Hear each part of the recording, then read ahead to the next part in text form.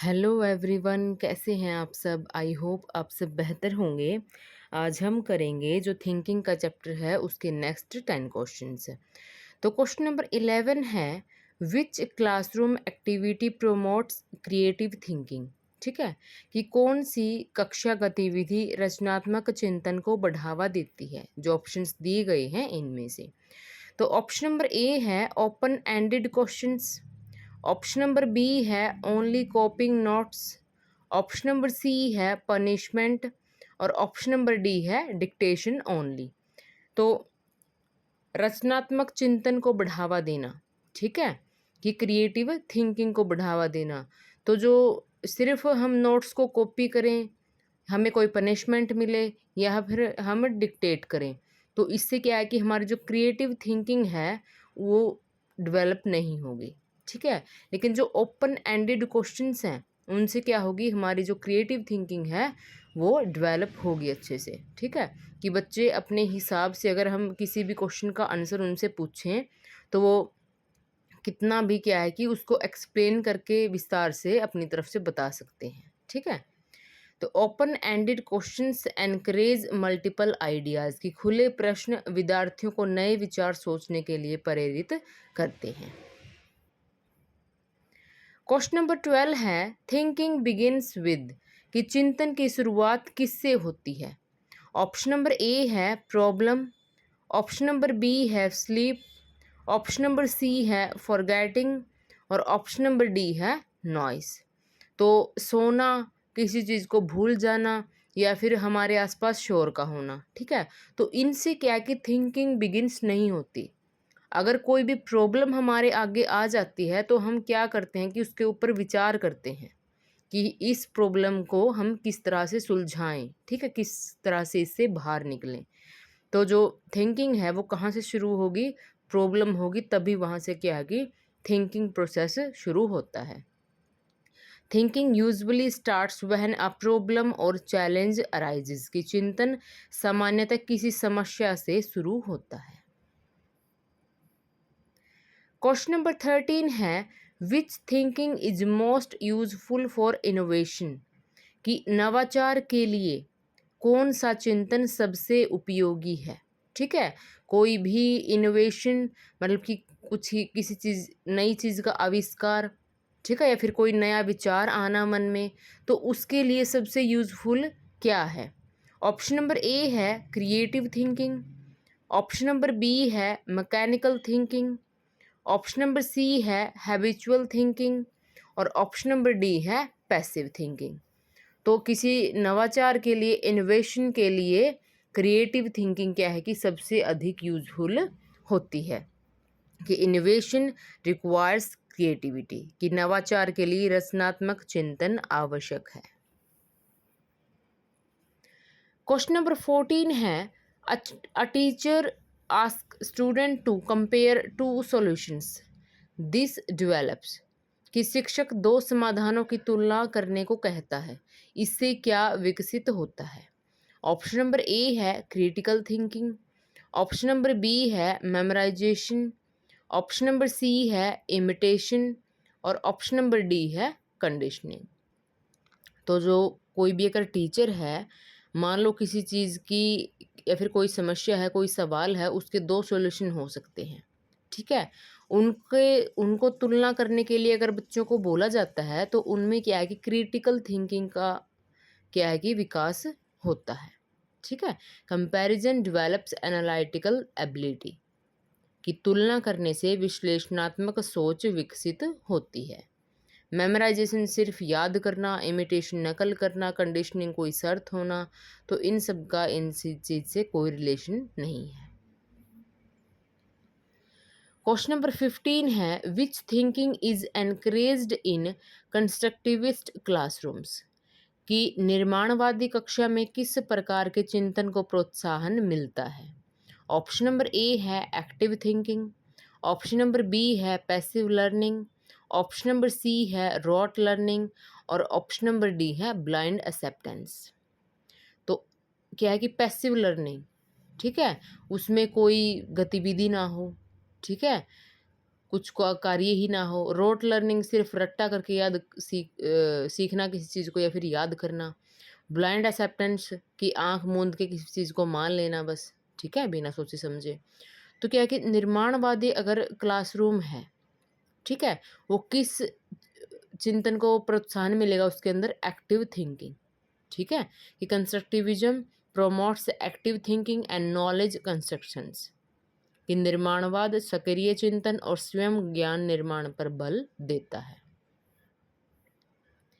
Question number 16 है trial and error in thinking helps in, कि चिंतन में प्रयास एवं त्रुटि किस में सहायक है? ऑप्शन नंबर ए है problem solving, option number B है स्लीपिंग, ऑप्शन नंबर सी है पनिशमेंट और ऑप्शन नंबर डी है मेमोराइजेशन। तो इसका सही आंसर कौन सा होगा? Option number A, problem solving, ठीक है। तो trial and error helps discover effective solutions, कि प्रयास एवं त्रुटि से उपयुक्त समाधान मिलता है, ठीक है, प्रॉब्लम को सॉल्व करने में, उसको सुलझाने में हमें मदद मिलती है। क्वेश्चन नंबर 17 है which thinking is most scientific, कि सबसे वैज्ञानिक चिंतन कौन सा है? ठीक है, ऑप्शन नंबर ए है logical thinking, option number B है blind faith, option number C है गेस वर्क और ऑप्शन नंबर डी है रूमर्स। तो जो वैज्ञानिक चिंतन है, साइंटिफिक थिंकिंग है, वो क्या है? ठीक है, मोस्ट साइंटिफिक थिंकिंग कौन सी है? ब्लाइंड फेथ अगर हम आंख मूंद के किसी चीज़ पे विश्वास कर ले, गैस वर्क हम अंदाज़ा लगाएं कि हाँ ये हो सकता है, ये हो सकता है, रूमर्स जो अफवाहें उड़ती हैं उनके ऊपर हम बिलीव कर लें, ठीक है, ये सब क्या है कि वैज्ञानिक चिंतन नहीं है। लेकिन जो लॉजिकल थिंकिंग है वो क्या है कि एक साइंटिफिक थिंकिंग है, ठीक है। Scientific thinking depends on logic and evidence. जो साइंटिफिक थिंकिंग होती है वो किसके ऊपर डिपेंड करती है? लॉजिक और एविडेंस के ऊपर। वैज्ञानिक चिंतन तर्क और प्रमाण पर आधारित होता है। क्वेश्चन नंबर 18 है which classroom strategy improves higher order thinking, कि उच्च स्तरीय चिंतन विकसित करने के लिए कौन सी रणनीति उपयुक्त है? तो ऑप्शन नंबर ए है project based learning, option number B है copying textbook, option number C है मेमोराइजिंग नोट्स ओनली और ऑप्शन नंबर डी है डिक्टेशन। तो उच्च स्तरीय चिंतन अगर विकसित करना है तो उसके लिए क्या होगा? प्रोजेक्ट बेस्ड जो लर्निंग है वो सबसे अधिक उपयोगी होगी, ठीक है। सिर्फ टेक्स्ट बुक को कॉपी करना, नोट्स को सिर्फ मेमोराइज कर लेना या फिर डिक्टेट करना, ठीक है, इनसे क्या है कि उच्च स्तरीय चिंतन विकसित नहीं होगा। लेकिन जो प्रोजेक्ट बेस्ड लर्निंग है उससे क्या है कि चिंतन विकसित होगा, उच्च स्तरीय, ठीक है, higher order thinking. Project requires analysis creativity and application. जो परियोजना होती है, प्रोजेक्ट्स होते हैं, उसमें क्या है कि विश्लेषण, रचनात्मकता और अनुप्रयोग, इन सबको क्या है कि बढ़ावा मिलता है। क्वेश्चन नंबर 19 है which Bloom's taxonomy level represents the highest thinking, कि ब्लूम के वर्गीकरण में उच्चतम चिंतन स्तर कौन सा है? ऑप्शन नंबर ए है रिमेम्बरिंग, ऑप्शन नंबर बी है अंडरस्टैंडिंग, ऑप्शन नंबर सी है क्रिएटिंग और ऑप्शन नंबर डी है अप्लाइंग, ठीक है। तो इसका सही आंसर कौन सा होगा? क्रिएटिंग। तो creating is the highest cognitive level in the revised Bloom's taxonomy, ठीक है।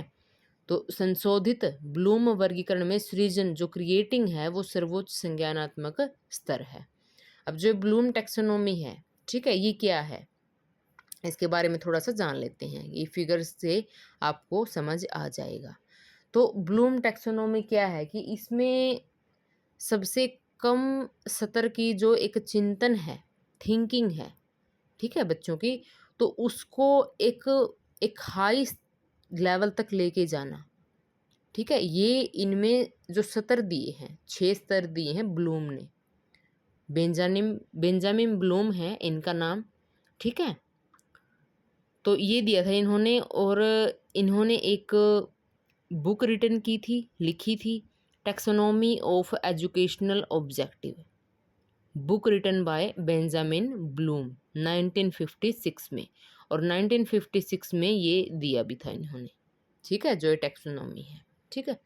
तो इसमें कुछ स्तर बताए हैं 6 प्रकार के, उसमें सबसे कम स्तर से लेके ऊपर स्तर तक, उच्च स्तर तक इन्होंने बताया है, ठीक है, कि जो बच्चा है वो किस तरह से सोचता है और उसके अंदर किस तरह से जो उसकी थिंकिंग है, उसका जो डेवलपमेंट होता है वो किस तरह से होता है, ठीक है। रिमेंबर, ठीक है, रिकॉलिंग फैक्ट्स, डेफिनेशंस और कंसेप्ट। फिर है अंडरस्टैंड, एक्सप्लेनिंग आइडियाज़ और इंटरप्रेटिंग इंफॉर्मेशन, ठीक है। रिमेंबर में क्या है कि हम रिकॉल करते हैं फैक्ट को, डेफिनेशन को, कंसेप्ट को याद रखते हैं। अंडरस्टैंडिंग फिर क्या है कि हम उसको समझते हैं। Apply, using knowledge in real world situations, कि हमारे जो आसपास जो हमारे वातावरण है उसमें हम उसको अप्लाई करते हैं। Analyse, breaking information into parts to explore relationship, जो भी इंफॉर्मेशन हमारे माइंड के अंदर है, हमारे कॉग्निशन में है, तो उसको क्या है कि हम एनालिसिस करते हैं, उसका एनालाइज करते हैं, विश्लेषण करते हैं, ठीक है, ब्रेक करते हैं इंफॉर्मेशन को टुकड़ों में। फिर है इवेलुएट, मेकिंग जजमेंट्स और डिसीजंस बेस्ड ऑन क्राइटेरिया, ठीक है, इवेलुएट करते हैं, मूल्यांकन करते हैं उनका, ठीक है। फिर है क्रिएट, तो इस क्वेश्चन में यही बताया गया है कि जो क्रिएटिंग है वो हाईएस्ट कॉग्निटिव लेवल है, ठीक है, जो ब्लूम टैक्सोनॉमी है इसके अंदर। क्रिएट किया है कि प्रोड्यूसिंग न्यू आइडियाज़, सॉल्यूशंस और प्रोडक्ट्स, ठीक है। तो इन सब के आधार पे हमारे अंदर और भी ज़्यादा नए विचार आते हैं, ठीक है, हमारा जो कॉग्निशन है वो बढ़ता है, उसका डेवलपमेंट होता है, हमारी थिंकिंग क्या है इम्प्रूव होती है हर स्तर के साथ, ठीक है। तो ये थी ब्लूम टैक्सोनॉमी, और जब हम पेडागोजी करेंगे तो इसका और डिटेल में करेंगे, इसका पूरा चैप्टर है, ठीक है, इसको पूरा डिटेल में करेंगे। अभी के लिए जो ये क्वेश्चन है इसके लिए इतना इनफ है, ओके। क्वेश्चन नंबर 20 है the main role of a teacher in developing thinking is to, कि विद्यार्थियों में चिंतन विकसित करने में शिक्षक की मुख्य भूमिका क्या है। ऑप्शन नंबर ए है encourage questioning and reasoning, option number B है promote rote learning only, option number C है गिव पनिशमेंट, और ऑप्शन नंबर डी है डिस्करेज डिस्कशन। तो इसका सही आंसर कौन सा होगा? ऑप्शन नंबर ए, ठीक है। विद्यार्थियों में चिंतन विकसित करने में शिक्षक की मुख्य भूमिका यही होती है कि वो एनकरेज करे, ठीक है, क्वेश्चनिंग एंड रीजनिंग को, ठीक है, कि वो चर्चा करें, बच्चे क्वेश्चन करें, ठीक है, उनका तर्क है जो तर्क के अवसर दिए जाएं उन बच्चों को, ठीक है। ये क्या है कि शिक्षक की मुख्य भूमिका होती है, encourage questioning and reasoning. Promote road learning only, कि सिर्फ रोट लर्निंग को प्रमोट करना, अगर उन्हें पनिशमेंट देना वो, और डिस्करेज डिस्कशन, अगर वो डिस्कस करते हैं किसी टॉपिक के ऊपर तो उनको डिस्करेज करना। तो ये सब क्या है कि शिक्षक की भूमिका नहीं है, एनकरेज करना होता है बच्चों को क्वेश्चनिंग और रीजनिंग के लिए। Teachers develop thinking by encouraging inquiry, discussion and reasoning, ठीक है, कि शिक्षक प्रश्न पूछने, चर्चा करने और तर्क करने के अवसर देकर चिंतन का विकास करते हैं।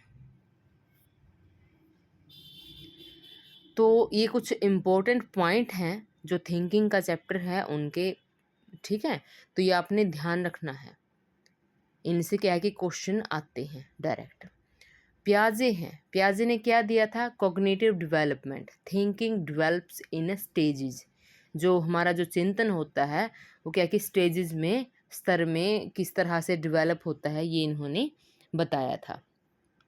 फिर है क्रिएटिव थिंकिंग, क्रिएटिव थिंकिंग क्या होती है? न्यू एंड ओरिजिनल आइडियाज़, ठीक है, ओरिजिनल जो कि हमारे खुद के हों, ठीक है, ना कि किसी और के, तो वो तो क्रिएटिव हमारी नहीं बल्कि वो किसी दूसरे की हुई, ठीक है।